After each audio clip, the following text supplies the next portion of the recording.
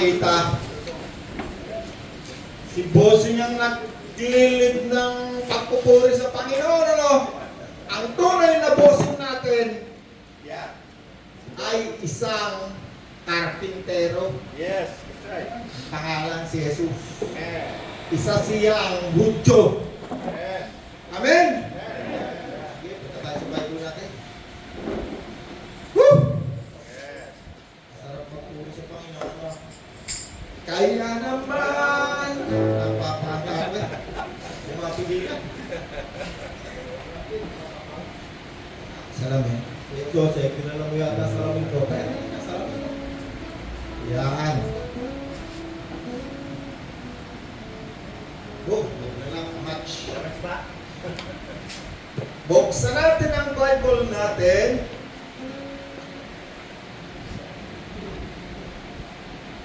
John 16:12.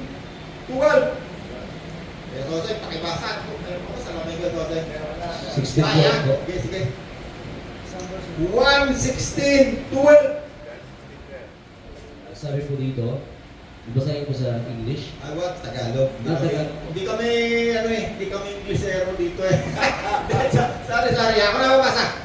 Kasi for Tagalog tayo dito eh. Okay. Baka Inglesin ko kayo, eh ako hindi makaintindi. Marami pa akong sasabihin sa inyo, subalit hindi pa ninyo kayang tanggapin ngayon. Ngunit pagdating ng Espiritu ng Katotohanan, papatnubayan niya kayo sa buong katotohanan, sapagkat ang sasabihin niya ay hindi mula sa kanyang sarili, Amen! kundi ang kanyang narinig at ipapahayag niya sa inyo ang mga mangyayari sa hinaharap. Hallelujah! Ang sasalita rito, walang iba, kundi ang ating bossing, Yes. si Jesus. Yeah. Amen. Nung siya ay nandito pa sa lupa, doon sa Israel, nalakad ang Panginoon doon 3 taon. Mga tayo, naabot ang Israel na ngayon, nagbobombahan doon, makadami libo-libong missile ang pumapatak ngayon. Yeah. Sabi ng Panginoon, marami pa akong gustong sabihin. Yes. Ngunit, hindi pa ninyo kaya itong unawain ngayon. May limitasyon pala yung ating isip, no? May limitasyon ng pangunawa natin, ano? Yeah. Ano nito si Pastor Kelvin. Pastor Kelvin, ano? May limitasyon, no? Yeah. Pero sabi ng Panginoon, ngunit, Yeah. pagdating ng Espiritu Santo, Yeah. ang iba dyan, ang tawag dyan, Diyos Espiritu Santo, bigyan na natin muna sila. Ngunit pagdating ng Espiritu Santo, papatnubayan niya kayo sa lahat ng katotohanan galing sa Diyos. Yes. Tama yung Yesus, ano? Yeah. So, ang isip natin, mayroong limitasyon. Pero sabi ng Panginoon, kapag dumating ang Espiritong Banal, Espiritong Mabuti, sabi ng Panginoon, papatnubayan niya kayo sa lahat ng katotohanan na galing sa Diyos, sapagkat ang sasabihin niya Yeah. ay hindi mula sa kanyang sarili, kundi ang kanyang narinig. Meron pang isa, sabi niya, at ipapahayag niya Sa inyo. sa inyo ang mga mangyayari sa hinaharap. O kanina lang, meron tayong pinag-uusapan eh. Yeah. Anong pinag-uusapan natin? Yung mangyayari. Na pwede nang mangyayari bukas. Yeah. Cashless. Diba, sabi ko sa inyo kanina, naikwento ko sa inyo doon sa, akala ko sa China lang ginagawa yan. Sa China may mga city dyan na wala na talagang pera. Doon sa UK, hindi ka pala makakapagbiyahe, hindi na wala ng pera. Buti na lang may dala akong credit card eh. Gagana mo ang credit card. Walang pera. Merong mga tindahan, walang pera. Hindi ka makakabili, walang pera. Hindi na gumagamit ng pera. Yung currency nila, yung puro electronics na, electronics. Wala nang cash, wala nang yung pera nasa bulsa. Oh, yeah. Ang sistema ng kanilang pamumuhay sa gobyerno ay sa pamamagitan ng electronics na pera. At darating ang panahon, tulad ng kinukwento ko kanina, hindi tayo makakabili ng kakainin natin. Hindi ka makakapagbenta, hindi ka rin makakapagbili. Actually, sa China, pati vendor. Wala pera. Vendor, pati nga manlilimos. May manlilimos na. Nakita mo yung nanlilimos, binibiro tayo ng tour guide. Gusto mo magbigay ikaran sa nanlilimos? Well, hindi pera, hindi cash. Electronic money. Di ba ko? Pero nakita mo, binibiro ko na gusto mo maglimos, ika. Meron sila ng yung tawag doon. Tawag doon, ali na tawag doon yung Machine. may number, yung code, yung air code, ano code? QR code. QR code mo ng pera. No, darating ang panahon, hindi natin gagamitin ng pera. Pero bago ka makagamit ng electronic money, kailangan nakarehistro ka. Yeah. At darating din ang panahon na yung credit card na yan, hindi na yan magiging credit card kasi nawawala yan. Ilalagay yan dito sa kanang kamay. May number yan. Andito rin sa ulo. Kasi pwedeng yung battery power niyan. Kailangan yung power. Meron nang nag-testimony sa Yeah. na gumagawa na ngayon nun. Kaya daw sa ulo ilalagay kasi yung araw, kailangan daw tamaan ng araw yung signal. Kasi kailangan mag-charge yung battery. Matamaan. Kaya nga dito raw sa ano. Okay, balik tayo sa Espiritu Santo. Marami pa akong sasabihin, sabi ni Kristo, no, ng Panginoon, no, ngunit hindi pa ninyo ito kayang unawain. Ngayon. Kailangan ng Espiritu Santo. Sino sa inyo tumanggap na ng Espiritu Santo at taas ang kamay? Kailan kayo tumanggap ng Espiritu Santo? Kasi merong napakahalagang katotohanan na dapat malaman natin dyan. Ang unang-unang mga hentil na tumanggap ng Espiritu Santo, hindi pinapatungan ng kamay. Yeah. Doon sa bahay ng isang sundalong Romano na siya ay ipinatawag sa Acts chapter. Napag-aralan na natin dito yun. Masasing yan, ha? Pakinggan nga, masasing. Balikan nga natin kapiraso. Habang nangangaral si Pedro, anong verse ba yan? Acts na 10:34. Nagsasalita pa si Pedro ngayon. Ito. Acts 5 siguro yan. Acts 10 nga ito. Acts 10, sige, sige. Nagsasalita pa si Pedro ng bumaba ang Espiritu Santo sa lahat ng mga nakikinig. 42. Nagsasalita pa si Pedro na Bumaba ang Espiritu Santo sa lahat. bumaba ang Espiritu Santo sa lahat ng nakikinig. Ayan, verse 44. At wait lang, ano? Bakit nagsasalita pa lang? Wala naman nagpapatong ng kamay. Yeah. Alam niyo kung bakit? Sapagkat ang pananampalataya ay sa pamamagitan ng pakikinig ng mabuting balita. Yes. Walang makakarinig kung walang isinugo si Kristo. Malinaw no? Yeah. Habang nagsasalita si Pedro, natural. Pagpasok pa lang ni Pedro, doon ang salita niya. Alam nyo, kami mga Hudyo, hindi kami pumapasok na bahay ng hindi Hudyo. Yeah. That's right. Anong ginawa ni Pedro pagpasok niya ng bahay? Nangaral. Pinangaral niya ang mabuting balita ng kaligtasan. Yeah. Itong mga hentil na ito, kasi bahay yan ng isang sundalong hentil. No? Tayong mga hentil, alam na kung bakit may gera sa Israel? Alam niyo bakit? Kasi itong mga Hudyo na to, special yan ng mga tao. Huwag natin gayahin ng mga Hudyo. Ang mga Hudyo talaga special kahit saan magpunta yung daigdig. Nagiging mga mayayaman yan. Yeah. Sa science, top yan. Yeah. Lagi yung merong posisyon sa mga laging kanang kamay yan ng mga emperor. Si Daniel, lang yan ang history ng mga Hudyo. Hindi natin kayang talunin ng mga Hudyo. Bakit special sila? Kaya nga sila gustong patayin ni Hitler kasi nakikita ni Hitler na itong mga Hudyo na to, kahit dito sa Germany, parang kami alipin ng mga to, kaya yaman, kagagaling. Ang mga Hudyo special. Kaya sabi ng Panginoon, dito sa kanyang mga alagad na lahat ay Hudyo, huwag kayong aalis ng Jerusalem hanggang hindi kayo napagkakalooban ng Espiritu Santo. At doon sa araw ng Pentecostes, yung pinangakuan ng Panginoon ng mga tao, hindi naman lahat nagpunta ron eh. Nakita nila yung dilang apoy, parang kalapati. Hindi pala dilang parang dilang apoy, parang anyong kalapati. Ngayon, sa 30 taon na akong mananampalataya mahigit. Araw-araw nagbabasa ako ng Bible. Ngayon na, sarap na nga akong devotion eh. Every 3 o'clock ng madaling araw. Wala pa ako kahit sa nakausap na nakita dilang apoy. Meron isa nagsabi, tinanong ko, paano mo nakita ano itsura? Hindi naman ko yung detalye. Sabi, hindi totoo. Walang katotohanan. Yeah. Kapag tinanggap mo si Jesus, yung, kasi meron tumanggap na hindi tunay, meron tumanggap na tunay. No? Maaaring mapagkamalan natin yung isang taong araw-araw na sa simbahan, kanta ng kanta, o kaya naman ikaw ang ginagawa niya. Maaaring natin mapagkamalan na sa isang Kristiyano. Yeah. Ang tunay na Kristiyano ay tinatatakan, hindi nakikita. Ano yung tatak? Espiritu Santo. Ang isang taong nagsisi, tumanggap kay Kristo, ang Diyos ang naglalagay. Yeah.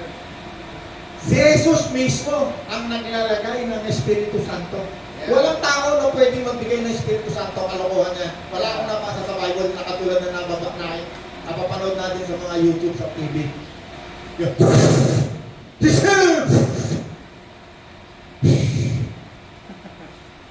Pag hindi nyo nabasa sa Bible, magsaliksik tayo kasi ang Espiritu Santo, sinasaliksik niya ang lahat ng bagay, lalo na mga bagay tungkol sa malalalim sa Diyos. Pag tungkol sa Diyos, yan ay sinasaliksik ng isang taong mayroong Espiritu Santo. Yeah. Mahirap magturo ng totoo. Bakit? Pag nagturo mo ng totoo, kalaban mo agad, instantly, kalaban mo yung nagtuturo ng kung ano yung tinuro niya. Yeah. Kaya ang Panginoon, tingnan natin ang Panginoon na paano siya nagturo ha. John 17:1. Ano ba ito? John 17:1. Okay. Yeah. Ay, basa mo nga, Kuya Sofie. Pagkasabi ni Jesus ng mga ito, tumingala siya sa langit at kanyang sinabi, Ama, dumating na ang oras, luwalhatiin mo ang iyong anak upang luwalhatiin kanya. Ay, wait, Kuya Sofie. Yeah. Mamaya yan. Ito pala muna. John 7:14. Basahin ko na para mabilis Kuya Sofie. Mamaya naman. Nang kalagitnaan ng pista, pumasok si Jesus sa templo Yeah. at nagsimula na namang magturo. Ay, tama ba Kuya Sofie? Parehas naman ang Bible natin. Ano? Yeah. Pareho nakasulat. No? Alam niyo, ang Panginoon, meron lagi siyang ginagawa. Ano sabi rito? Pumasok siya sa templo at nagsimula na namang magturo. Ang Panginoon, nagtuturo kasi yan eh. Yeah. Isa yan sa gawain ng Panginoon, magturo. 3 taon yan, wala yung gawa, kundi lumibot sa buong parte ng Israel kung saan tayo nagpunta tayo. Ang ginagawa niya ron, ang isa niyang ginagawa, every time niya magpunta, magtuturo yan. Kaya sabi rito, at nagsimula na naman siyang magturo. Tama kayo, pareho, may sasay na. Yeah. 15. Nagtaka ang mga pinuno ng mga Hudyo at naitanong nila, sino itong mga pinuno ng mga Hudyo? Ito mga pinuno ng reliyon. Yeah.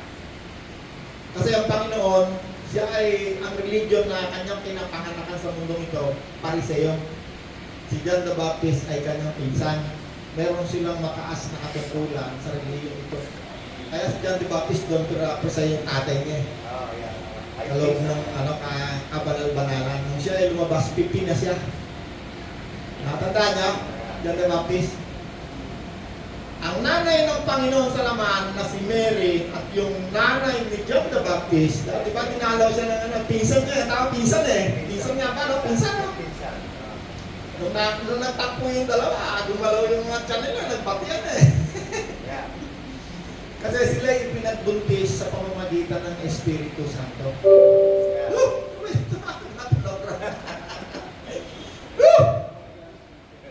Nagsimula na namang magturo si Jesus kasi ayaw ng mga Hudyo na to na ikaw ay magtuturo nang hindi galing sa kanila yung tuturo mo.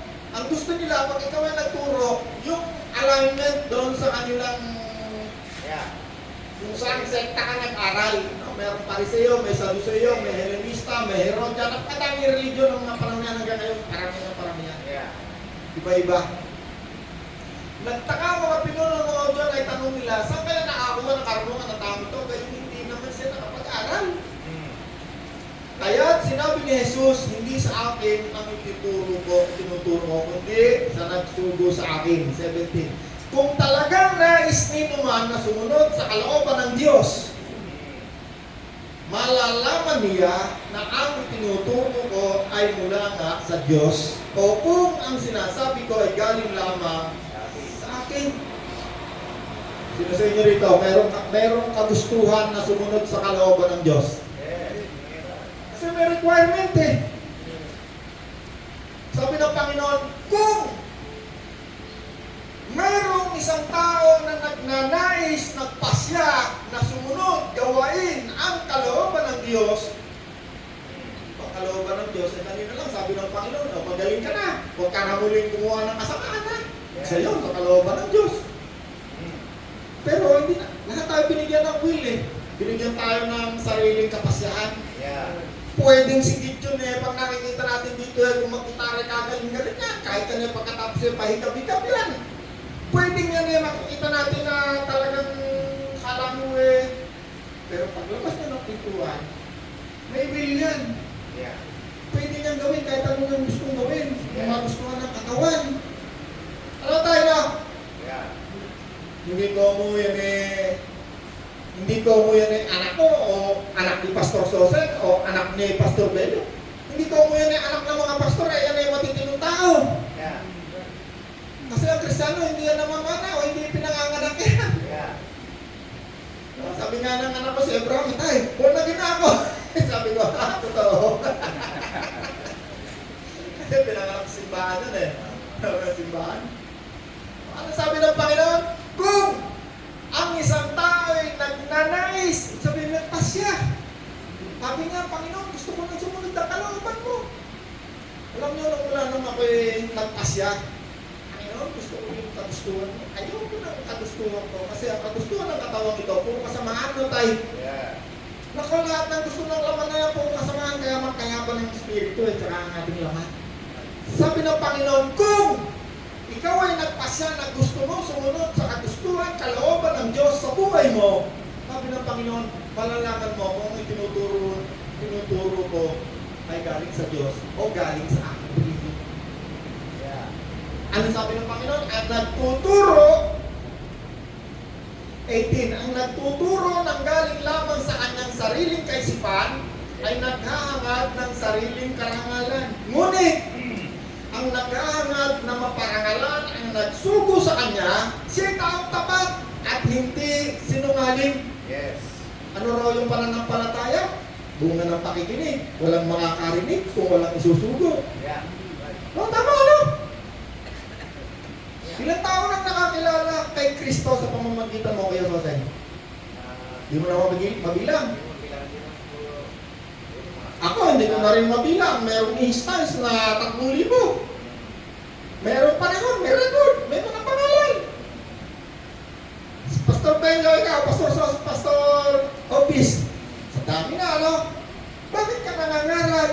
Sapagkat ikaw ay isinugo ni Kristo. Ang pananampalataya, walang taong mananampalataya kung walang nangaral. Walang mangangaral kung hindi sinugo ni Kristo. Okay. Merong dalawang bagay ha. Isinugo ni Kristo at isinugo ng kanyang relihiyon. Example. Sabi ni Pastor Bello, no? Pastor Opis, Pastor Sosen, ako. Kami tatlo, sinugo kami ng malaking relihiyon. O, punta kayo ron. Mangaral kayo. Yeah. Hindi kami pwedeng mangaral na hindi ayon sa kung ano yung Yeah. doctrine na religion natin. Hindi natin pwedeng sabihin kung tayo ay may tatlong Diyos, may Jose Maria at saka ano tayo, hindi tayo pwedeng mangaral na hindi santo yan. Kasi sa Katoliko, meron silang Diyos yung Jose, Maria, Hindi pwedeng ituro natin na, oy, manalangin kayo, huwag nyo nang gamitin si Maria. Hindi pwede, bakit? May doktrina kasi tayo doon sa doktrina ng sekta ngayon. Hindi pwede. Hindi ko inaatake yan. Itong isa, isinugo ni Kristo. Ngayon, kaming tatlo, kahit alam namin na yun ay mali, sisinungaling kami. Tuturo pa rin namin. Kami sweldo pa. Bukod ron, itatatwa kami, palalayasin kami, excommunicated, nakakahiya yun. Kaya sabi ng Panginoon, kung nais ng isang taong sumunod sa kalooban ng Diyos, nalalaman niya kung ang tinuturo ng Panginoon ay galing sa kanyang religion o galing sa Diyos. Bakit? Kasi ang nagtuturo ng isinugo ng kanyang religion, wala yung pararangalan kundi ang kanyang religion. Kung ano yung doktrina ng kanyang religion. Magsisinungaling yan. Kaya sabi ng Panginoon, tanyo ako, hindi ako natatakot magsalita ng totoo. Napakaraming galit sa akin. Napakaraming sekta. Blasphemy, blasphemy. Hindi ako nagpunta sa mundong ito para ikaw ay pasayahin ko, kundi para sabihin ko ang totoo. Wala akong pakialam sa'yo kung sabihin mo sa akin ako'y blasphemy. Ang pinakamahalaga sa isang tao, meron kang prinsipyo, kaya mo tumayo. Kahit ikaw ay dadanan ng hindi. Bakit? Hindi sila nagpapakain sa akin ng Diyos. At ako'y nangangaral lamang at ang aking ipinapangaral ay kung ano lang yung itinuro sa akin ng Diyos. Hindi ko pwedeng sundin ang aming relihiyon dahil magsisinungaling ako. O yung 10% sweldo nyo ha, magigay magnanak. Hindi ko pwede, ayoko. Hindi kita pwedeng sundin. Tatanggalin kita sa relihiyon. Go ahead. Go ahead. Ay, nasira lang kulto na yan. Okay lang. Hindi naman ako pinanganak sa mundo nito para ako'y magpasikat o para sumikat. Hindi nga ako nangangaral para ako mabuhay. Sabi nga ng mga propeta, ilang yung propeta nagsabi, hindi ka ako nag-aaral para ako'y mag-aral. Marami nga yung nangangaral dahil mahal nila ang Diyos, sila ay nag-aral para mag-aral. Anong nakuha nila sa eskwela? Hindi ko sinabing masama mag-aral. Dapat tayo lahat mag-aral. Pero dapat alam mo, ano yung religion, ano yung relasyon kay Kristo. Amen? May natutunan tayo? Kung nais ninyo nagtuturo ng galing lamang sa kanyang sariling kaisipan, nakahangad na sariling karangalan, ngunit ang naghahangad na paparangalan, ang nagsugo sa kanya, ang Diyos, siya ay tapat at hindi maaaring magsinungaling. Kung ano yung kanyang sinabi sa kanya ng Diyos at narinig ng kanyang dalawang taeng at ng Espiritu niya, yun ang ituturo niya. Sino tumanggap kay Kristo? At ang kamay. Ano tawag mo kay Kristo? Panginoon. Hindi mo siya pwedeng tawagin na Father Jesus. Hindi pwede. Hindi pwede. Walang isang salita na ang Panginoon mismo nagsalita, ako ang Diyos. Wala, kahit isa wala. Although, sa iyong espiritong malalim maunawaan mo, anong ibig sabihin ng kanyang mga sinasabi. Pero kahit isang salita, walang sinabi ang Panginoon, ako ang Diyos, ako ang Ama. Although may sinabi siya na ako at ang mag-iisa, pero hindi niya sinabi ako ang Ama. Ano? Iba kasi yung mga salita eh. Sabi ng salita ng Diyos, huwag kang sosobra sa hindi nakasulat. Bawal sumobra, bawal ka rin kumulang. Hindi rin pwedeng gagawa ka ng isang bagay base sa iyong therefore, yung conclusion. Kasi ang gumagawa niyan ay mga philosopher, mga theologian. Kaya nakakagawa sila ng maraming sekta ng reliyon. Kasi sila yung mga theologian, mga philosopher, philo. No? May mga ibig sabihin yan. Huwag tayong lalampasan ng kasulat, sabi ng Panginoon. Bakit? Eh, pag ikaw ay lumampas, nagdagdag. O kaya naman ay ikaw ay nagbawas. Merong warning. Sabi sa book of sa Revelation, Apocalypse, idadagdag sa iyo lahat ng sumpa pag ikaw ay nagdagdag. Hindi mo rin pwedeng pilipitin kasi ang pumipilipit lang ng salita ng Diyos. Kung si Jason ay gusto yung pera ng kanyang mga grupo ng ng kanyang mga tupa, at gusto niyang gatasan na, pipilipitin niya ng salita ng Diyos. Napipilipit. Si Apostol Pablo, yun ang pinakababantay-bantayan tungkol sa kaperahan ng tupa. Batayin niyo yung Acts, lahat na sinulat ni Apostol Pablo tungkol sa mga tupang ginagatasan. Ayaw na yun. Kaya nga sabi niya, ako'y gumamit ng isang magandang halimbawa eh. Sabi niya, hindi ako nagpahirap kahit kaninong tao para sa kakainin ko. Ako'y gumawa ng isang halimbawa ng trabaho ko. Hindi ko sinasabi niya, kung saan damugal na yung tupa mo eh, unahin mo yung tupa kung hindi mo na kailangan magtrabaho. Tulad ni Kuya Jose, napakmak na ang tupa niyan. Jawa forward.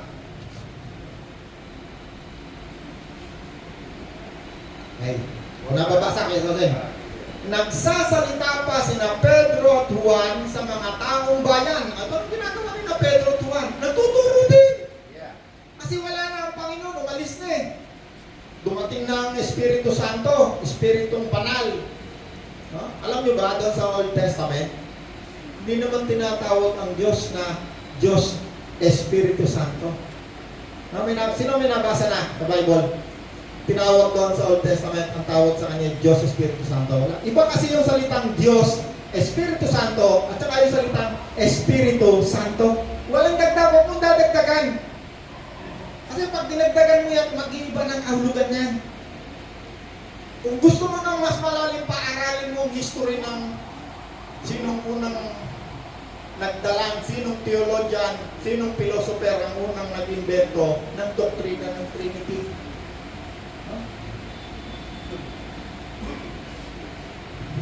Inaral ko nga yan eh, siguro kaya 3 o'clock ako'y nagigising kasi inaral ko, natagpuan ko, lahat ng sinasabi ko yung din ang kanila sinasabi. Iba kasi yung ikaw ay tinuruan, iba rin yung ikaw ay pag ikaw ay tinuruan, niyapos ko yan, nahirapan kang umawala dyan. Tignan nyo yung basa ng Bible na hindi nag-aral sa eskwelahan. Kausapin mo, pareho kayo na naintindihan. Pero yung galing sa eskwelahan, kausapin mo, meron niyang ibang mga interpretasyon. Kasi tinuruan sila ron. Tinuruan sila ng mga bagay na hindi naman ang Diyos ang nagturo sa kanila. Kundi ang nagturo yung sekta ng religion nila. Sabi sa Gawa chapter 4, verse 1, nagsasalita pa sina Pedro at Juan sa mga taong bayan. Nang dumating ang mga paring Hudyo, ito na naman ang kalaban niya ha, mga paring Hudyo. Kasi dito sa mga Panginoon ay nangangaral, kinuwestiyon nila ang Panginoon eh. Saan kaya nakakuha ng karunungan ng tao ito? Hindi naman nag-aaral sa atin ito. Kasi nung araw, pag ikaw ay nangaral, ang tawag sa'yo, rabay. At lahat ng mga rabay na yan, nag-aaral yan sa mga kapwa rabay. Kaya itong si Gamaliel, isa itong rabay. Itong si Pablo, sabi niya, ako nag-aaral sa paanan ni Gamaliel. Ibig sabihin siya, nag-aral. At ang kanyang pinag-aralan, si Apostol Pablo ay tungkol sa kanyang religion, meron siyang master's degree. Meron pa nga siyang doctorate degree siguro kung panahon ngayon. Kasi nakarating siya sa pinakamataas na, isa sa mataas na posisyon ng kanyang religion. Sa Pariseo. Anong sabi rito? Pareho lang eh. 2. Galit na galit sila sa dalawang apostol dahil itinuturo nila sa mga tao na si Jesus ay muling nabuhay. At iyon ang katibayan na muling bubuhay ng mga patay, kaya dinakip nila ang dalawa. Galit na naman. Sinong nagalit? Yung mga pinuno ng religion, Pariseo sa Diseo, bakit nangangaral na naman sila? Ano sabi po? Gayon man, marami sa mga nakarinig sa kanilang pangangaral ang sumampalataya kay Jesus. Tignan nyo, 5,000 na sumampalataya. Yeah. Kinabukasan, nagtipon sa Jerusalem ang mga pinuno ng mga Hudyo, ang mga matatandang pinuno ng bayan, ang mga matatandang tagapagturo ng kautusan, kasama si Anas, ang pinakapunong pare, si Caiaphas, si Juan, si Alejandro, iba pa mga kamag-anak, ang pinakapunong pare, pinatayo nila sa harap ng mga tao, ang apostol, at tinanong, anong kapangyarihan? Sa anong pangalan ninyo ginagawa ang mga bagay nito? Sumagot sina Pedro na puspos ng Espiritu Santo. Tingnan nyo, pag yung Espiritu Santo, kasama mo, wala kang takot, kahit kamatayan na harapin mo yan. Yes. Hindi mo matatakot sa religion yan. Ang mga taong natatakot lang sa religion, yan yung mga sinugo lang ng religion. Hindi yan makakalampas sa religion. Hindi lalagpas yan. Hanggang kamatayan yan. Kaya sabi ng Panginoon, at mahal mo ang iyong mother church, pamilya, wala kang karapatang sumunod sa akin at hindi ka makakasunod sa akin. Naman tayo. Kaya nga sabi ni Pastor Obis, ano, mag-independent ka na ba? Hindi mo ka, laki sweldo mo doon. Joke. Wala naman sweldo mo. Pastor Obis, ha? Alam mo dito, biro na ako. Ha?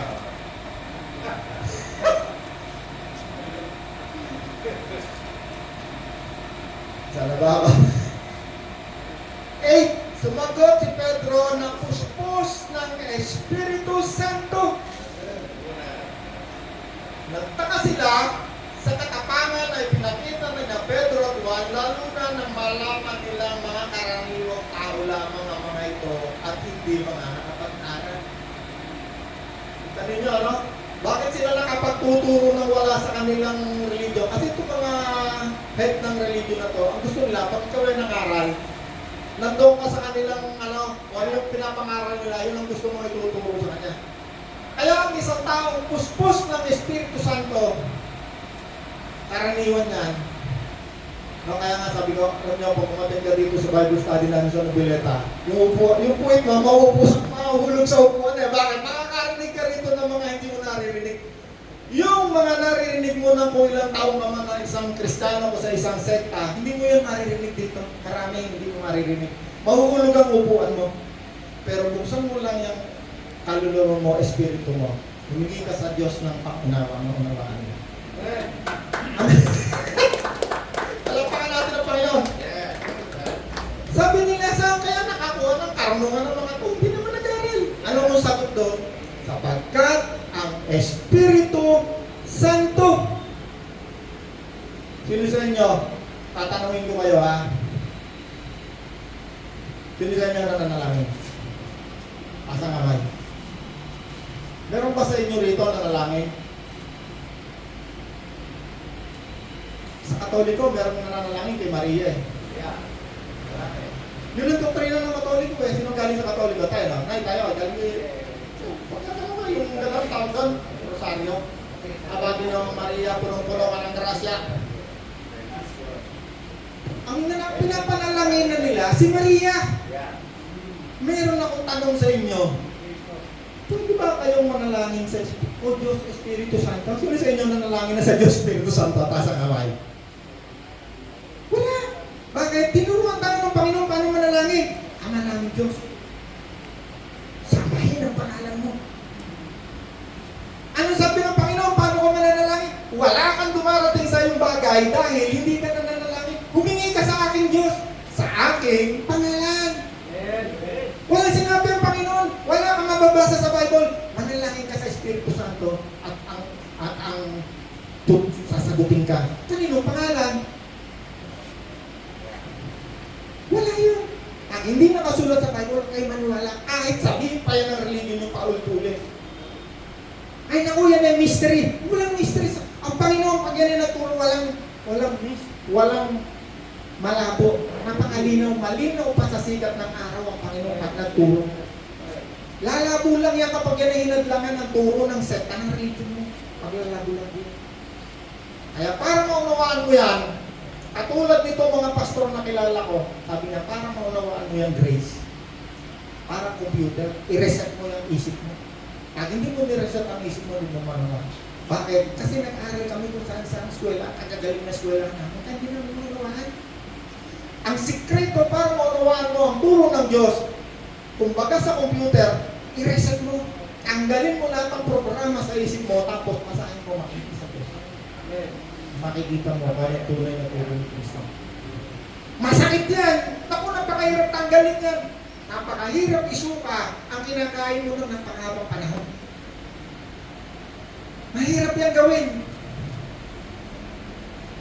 O meron bang nanalangin sa inyo? Parang totoo mga tanungan. Meron ba sa inyong nanalangin? Amang Jesus, bigyan mo po ako ng pagkain. Mali yun. Hindi nyo pwedeng gawin yan. Hindi ganun ang itinuro ni Kristo. Hindi nyo rin pwedeng sabihin na merong Diyos Ama, merong Diyos Espiritu Santo. Merong Espiritu Santo, naniniwala tayo lahat yan, nakasulat eh. Ang tawag sa kanya, minsan patnubay. Minsan, ang dami niyang gawin eh. Pero hindi nyo siya pwedeng tawagin. Merong Diyos, ang pangalan separate sa Diyos Ama at kay Kristo na isa pang Diyos. Sabi ng Diyos, huwag kang gagawa ng imahe sa isip mo. Blasphemy! Number 1 na utos sa Exodus. Sa Old Testament, isa lamang ang Diyos. Huwag kang gagawa ng ibang Diyos, imahe o kung anumang litrato o anumang bagay sa iyong isip. Bakit? May tawag dyan yung doktrina nila eh. May tawag. Hindi ka pwedeng gumawa. Pero maraming gumawa. Sinong gumawa? Mga theologian, mga philosopher. Kung gusto mong lumalim pa, aralin mo yung history ng church, nandun lahat. Makikita mo doon ang unang umimbento ng doktrina ng Trinity. Ang pangalan niya ay wala naman mo. History ng church. Kung punta ka doon sa pinuntahan ko sa UK, nako, ito nga, ang santo namin dito, si Pedro, kasi dito siya namatay. Pag history, pwedeng totoo, pwedeng hindi. Pero pag Bible, 100% totoo. Si Pablo, hindi nga sinabi rito na si Pablo kung anong kinamatay pero sa history may nakalagay, pwedeng totoo, pwedeng hindi. Pero maraming gumamit kung saan siya namatay, meron daw naglakbay doon, inihulog daw sa ganito raw namatay, patiwaray, etc. Ang sabi ng Panginoon, Ama, iningatan ko sila sa pamamagitan ng pangalan na ibinigay mo sa akin at walang isang ang napahamak sa kanila. Wala kahit isang napahamak. Kaya kung ako tatanungin nyo, hindi nakasulat sa Bible, wala sa kanilang napahamak. Sabi nila, pinatay, patiwaray, ganito, pagkatapos nagkaroon ng simbahan ng anong doktrina ng religion, sekta, dito siya nag-aral, ito yung tinayo niya. Pumunta ka sa Vatican, andun daw ang libingan ni Kusinong apostol ng Panginoon. Kasi doon daw kung ano-ano. Ang hindi nakasulat sa Bible, huwag mong paniwalaan. Maaring totoo, maaring hindi. At ako'y hindi naniniwala na meron kahit isang apostol ni Kristo na napahamak. Wala kahit isa. Sinabi sa Bible ingatan niya ng Panginoon. Pati nga yung mga manampalataya sa nangangaral, pinanalangin ng Panginoon Pinanalangin ng Panginoon. Pati yung tayo nga, pinanalangin tayo ng Panginoon Sabi niya, lahat ng mga sasampalataya sa isinugo ko mangaral, ipinapanalangin ko na huwag silang mapahamak. Kung sinasabi nila na lahat ng nangaral ay napahamak, ibig sabihin hindi lalabas na lang sinungaling si Kristo na may napahamak. Ngayon, kung yun ang gusto nila na itong apostol lang ganito, apostol gano'n, namatay, patiwarik, sinaksak, yulog sa mantika, pwedeng totoo, pero pwedeng hindi. As far as I am concerned, sa pananampalataya ko, walang pinabayaan si Kristo na mapahamak. Maliban na lamang sa itinilaga, mapahamak si Judas. Sinabi yun malinaw. Ang Panginoon pag naturo, malinaw pa sa sikat ng araw. Hindi pwedeng maturo ang Panginoon ng malabo na ikaw ay makukumpuse ka lang dahil sa ikaw naturuan ka ng takot. Kaya sabi ni Apostol Pablo, hindi akin ang itinuturo ko.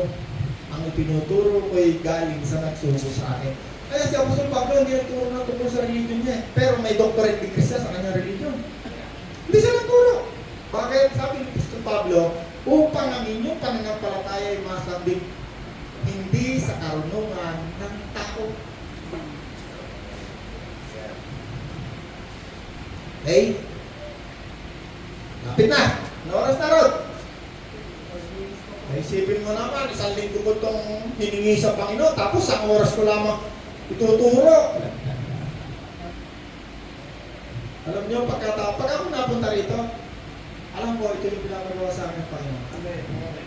Bakit? 30 taon ko nang ginagawa ito Masaya ako. Sabi ko, time na, 5 minutes na lang, sige.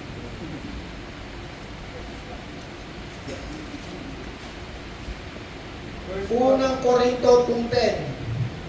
Yeah. Ngunit ipinahayag ng Diyos, tama ka, kaya sa inyo? But God has revealed to us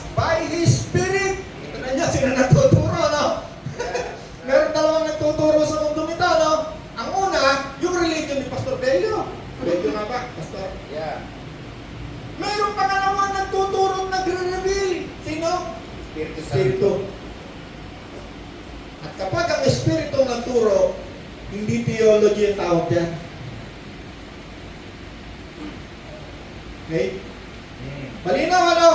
Pero ito'y pinahayag sa akin ng Diyos sa pamamagitan ng Espiritu sapagkat sinasaliksik ng Espiritu ang lahat ng bagay, lalo na mga bagay na may kinalaman sa Diyos. Yeah. Santiago 1.25, ang tao nagsasaliksik at nagpapatuloy sa pagsunod sa kautosang ganap na nagpapalaya sa tao ang siyang pagpapalay ng Diyos sa lahat ng kanyang gawain. Yeah. Siya ang taong gumagawa at hindi tagapakinig lamang at pagkatapos ay nakakalimot kaya pala lahat ng ginagawa ko pinagpapala ng Diyos. Bakit? Nagsasaliksik ako. Hindi ako takikinig lang na oh yes, amen, hindi. Bakit? Pag narinig ko, totoo gagawin ko. Yun na ang tatayuan ko. Ang tawag doon, meron pang prinsipyo, sintibay ng pader. Nakaugat sa ilalim ng bato. Hindi na lang bro, kasi pag pinutol ko to, nasa ano yung momentum. Acts 1:2. Tatanggap ka ng kapangyarihan pababa ng Espiritu Santo at ikaw ay magiging saksi ko sa Jerusalem, sa Judea, sa Samaria at hanggang sa Nobileta. Alam mo pati Nobileta nandito no? Ito nila Nobileta sa kanatuturo Pastor Kelvin. Saan lugar? Batangas? Tignan mo yung Laguna nandito nakasulat no?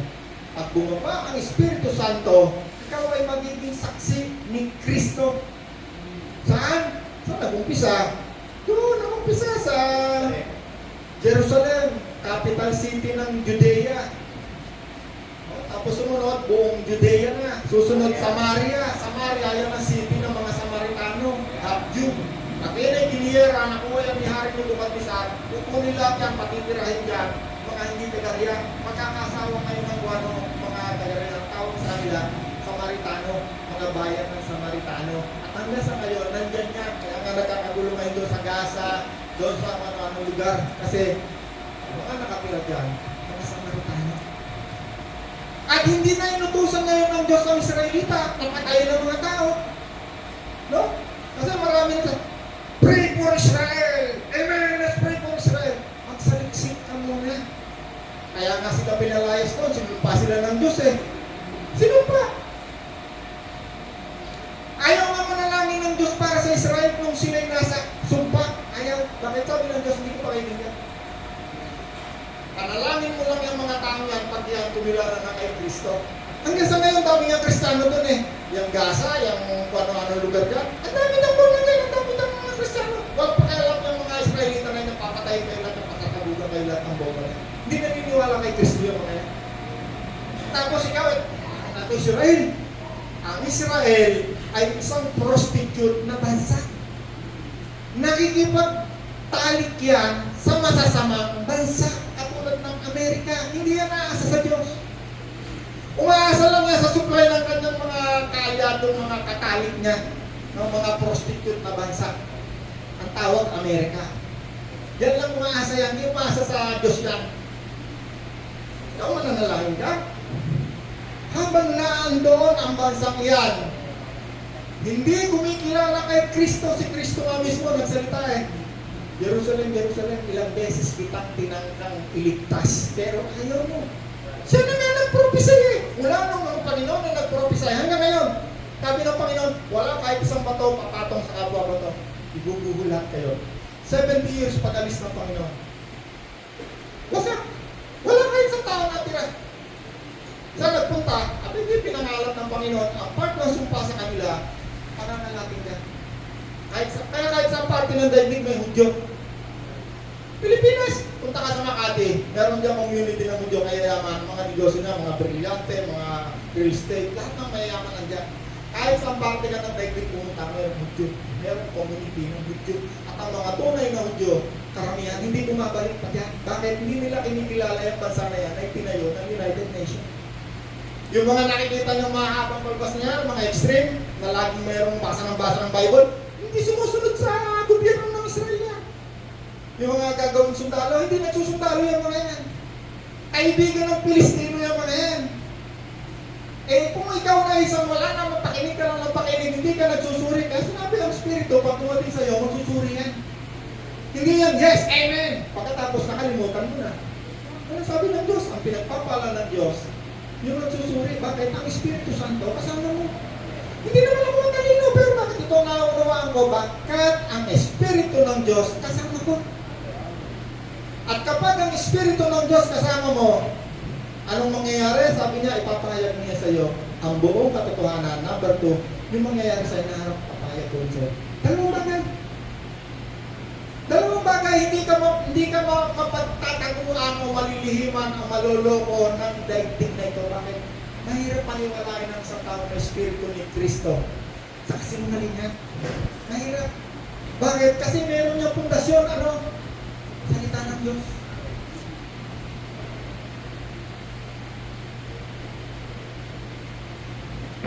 Mateo 16:30, last na tarot.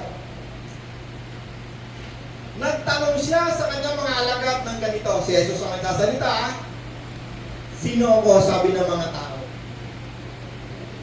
Si Jesus ang nagsasalita. 14, sumagot sila. Sabi ng iba, si Juan the Baptist, si Elias, iba si Jeremias, iba propeta. 15, ngunit ano naman ang sabi nyo kung sino ako? Sumagot si Simon Pedro, ikaw ang Kristo, ang Mesiyas. Ikaw ang anak ng buhay na Diyos. 17. Sabi ni Kristo, sabi ng Panginoon, pinagpala ka Simon. Bakit? Ang sabi ni Jesus sa kanya, sapagkat ang nagpahayag nito sa iyo ay hindi tao, hindi lang dugo, kundi ang aking Ama. May revelation, Sino nagpapahayag? Ang aking Ama. Di pa dumarating ang Espiritu Santo dyan. Bakit si Kristo pa nagtuturo dyan? Habang nandoon si Kristo, ang Panginoon, hindi kailangan ng Espiritu Santo. Bakit? Andoon siya mismo. Siya ang nagtuturo. Hindi kailangan ng Espiritu Santo. Bakit? Lahat ng bagay siya nagtuturo. Hindi kailangan ng Espiritu Santo. Pero hindi ibig sabihin ng Espiritu Santo wala doon. Kasi bago siya pinanganak nabuntis si Mary. Nabuntis si Elizabeth. Paano siya nabuntis? Sapagkat sa pamamagitan ng Espiritu Santo. Tama na rin, akin ano ba yung Espiritu Santo? Diyos ba yun? Hindi kaya yun sinasabi lang na yung Espiritu mabuti? Meron na ba kayong nabasa sa Bible na ang Ama ay tinawag na Holy Father? Meron. Bakit tinawag siyang Father, Ama? Nilagyan ng Holy, sapagkat yun ang identity niya. Holy. Hindi siya holy na meron pang ibang Holy Spirit, may Holy Father. Hindi. At dating sa Espiritu, meron napakalalim na turo dyan ng doktrina ng religion sa Trinity. Doon daw sa Genesis chapter 1, ayaw na buksan kasi masyado mahaba na. Ang lumalang daw doon ay 3 persona. Wala naman makikita 3 persona. Isa lang. Espiritu ng Diyos ay naroroon. At sinabi ng Diyos, pinagsalita. Pag sila nasa Espiritu, wala pa si Kristo, hindi pa nagkakataong tao. Pag sila nandun sa Espiritu, hindi mo magbibiyak ang Espiritu kasi hindi nakikita. Sa larangan ng Espiritu, isa lang sila. Wala silang katawang pisikal katulad natin. Ang Ama wala rin pisikal na katawan na katulad ni Kristo. Wala rin. Sa Genesis, nung siya'y lumalang, siya'y nagsalita lang. Karoon ng liwanag. Sa John chapter 1, at ang salita ay nagkatawang tao. Napakaraming verse, isa lamang ng Diyos. Ang Ama na lumikha sa lahat ng bagay, isa lamang ng Panginoon. Si Kristo, sa pamamagitan niya, nilikha ang lahat ng bagay. Magkaiba! Meron silang pagkakaiba. Meron tayo natutunan? Kung kaya Roland, ituturuan mo kami ng 1ness, 2ness, 3ness. Totoo lang, hindi ko alam yung mga doktrina na yan. Pero yung nauunawaan ko, hindi ko gustong ituro na ako'y meron na pag-aralan o meron akong nakuha sa internet. Huwag kang kukuha sa internet. Kasi maliligaw ka. Tanungin mo si Google, Pati ang Panginoon, sasabihin sa'yo, may anak siya. May asawa. Huwag kang kukuha sa internet. Dito ka kumuha sa Bible. 100% totoo. Yeah. Huwag ka rin kumuha sa mga libro. Maniligaw ka rin. Kasi iba-iba yan. Kung yung libro na yun na galing sa eskwela ni Pastor Obis, iba yan. Sa eskwela ni Nanay Pachi, iba sekta. Iba rin yan. Magkakaano yan. Magkakasalungan yan. Kumuha ka sa salita ng Diyos, sa Espiritu ng Diyos. Yeah. Amen! Teka, konti na lang. Sumagot sila, 15, ngunit ano naman ang sabi ninyo, sino ako? Napakalaga sa Panginoon malaman sino si Kristo. Hindi mo pwede magkakaroon ka lang ng opinion, magkakaroon ka ng therefore, magkakaroon ka ng galing sa iyong theology o magkakaroon ka galing sa sinabi ng isang philosopher na makalay. Hindi pwede. Kailangan salita ng Diyos. Sabi ng Panginoon, sino ako? Sumagot si Pedro, ikaw ang Kristo, ang Mesiyas, ang tagapagligtas, ang anak ng Diyos na buhay. Pinagpala ka Simon, sabi ni Jesus, sapagkat nagpahayag nito sa iyo ay hindi tao, kundi ang aking Ama na nasa langit. At sinabi ko naman sa iyo, ikaw ay Pedro, at sa ibabaw ng batong ito, bedrock, pundasyon ng pananampalataya. Yeah. Ano? Pundasyon. Ay itatayo ko ang aking iglesia at ang pintuan ng Hades ng kamatayan hindi magtatagumpay laban sa isang tao nakakakilala kay Kristo. Nito. Yeah. Ano ibig sabihin ng Mesiyas? Tagapagligtas. No, sabi nga ni Gideon, ano ba yung Jesus? Ano yung Kristo apelido? Hindi. Ibig sabihin nun, si Jesus ang Savior, tagapagligtas, Mesiyas. Hindi siya apelido. Merong identity. Kailangan malaman mo. Ay, yung Diyos, Espiritu Santo, Diyos Anak, Diyos Ama, isa lang sila.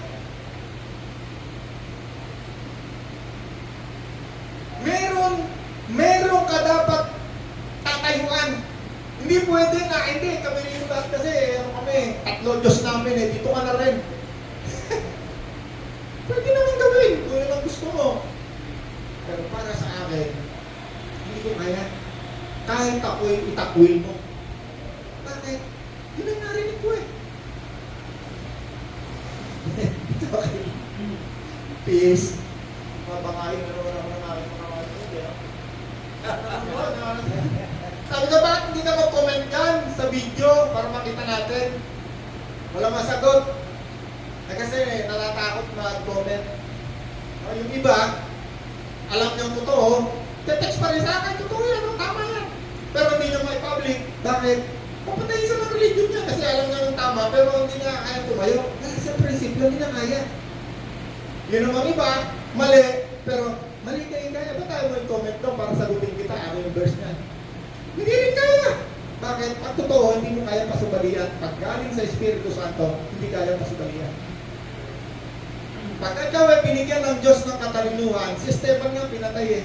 Bakit? Binigyan siya ng Diyos ng katalinuhan na hindi kaya pasubalian. Anong pinipreach ni Stephen bago siya pinatay? Mula kay Abraham, mula sa paglikha hanggang kay Jesus. Yun yung pinipreach niya. Bakit? Alam niyo yung Bible, nagpapasa siya. Ang Espiritu Santo, pag yan yung nagsalita sa'yo, sigurado matatagpuan mo yan sa Bible. Hindi yung magsasalita na sa'yo na, oy, Obis, alam mo ang Espiritu Santo kalapate. Yan, hindi siya magsasalita na hindi mo matatagpuan sa Bible. Ang Espiritu Santo na bumabang parang kalapate, kay Jesus lang yan bumaba. Huwag mo yung hanapin kahit kanino, kahit sa apostol hindi yan. Kailangan alam mo ang limitasyon ng bawat isa. Merong boundary ang bawat isa. Pero ba't ikaw alam mo yan, matalis ako ba nag-aral? Ako po sa dinami-dami ng aming pakikinig, ang dami kong nakikita na yung napakinggan ko, mali. Kaya hindi ko maituro, pero nung araw tinuturo ko, kung anong bigay sa akin, tuturo ko. Kasi kulang ako ng alam. Hindi ako nagbabasa pa ng Bible, hindi ko pa alam. Pero once ikaw ay nagbasa ng Bible, nakita mo, lang ka. Hindi mo, Panginoon, buksan mo ang isip, turuan mo ako. Makikita mo katotohanan. Napakasarap pasahin, napakasarap namin. Makikita mo ang kapangyarihan. Kasi ang Espiritu Santo, pag tumabayan sa'yo, hindi lang puro bunganga. Meron niyang kapangyarihan. Yeah. Pag ang Espiritu dumating sa'yo, tapos walang nangyayari sa buhay mo. Ang Espiritu Santo, pag dumating kay Jason, May kapangyarihan yan. Yeah. Anong uring kapangyarihan? Kapangyarihan lumayo sa kasamaan, kapangyarihan gumawa ng mga bagay na hindi mo kayang gawin. Yes. Right. Amen! Amen. Ikaw ang hari at tagapagligtas.